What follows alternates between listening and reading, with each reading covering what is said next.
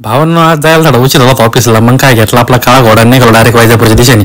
आणि आज मौसम पण मस्त नव्हता आणि मित्रांनी आपली गाडी नाही आपला डायरेक्ट जेवे ऑफिसमध्ये. काय आपला थोडा उशीर झाला कामामध्येच.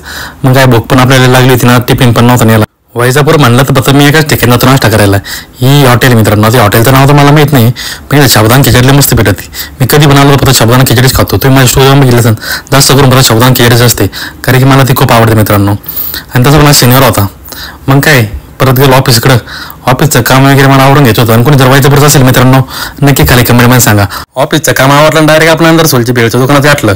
मस्तपैकी भेळ वगैरे घेतली, म्हणलं घरचं मस्त खाऊ. आणि त्याचा आता मस्तपैकी व्हिजिट वगैरे पण केल्या. मग निघालो आपल्या मालगावच्या दिशेने मी. भावांना आज वातावरण पण खूप छान होतं आणि गाडी चालवायला पण मला खूप मजा वाटत होती. भावांना तुम्हाला झाडं दिसतंय ना, हे कशाचे तुम्हाला जर माहीत असेल हे बघे झाड, तर मला नक्की कमेंटमध्ये सांगा.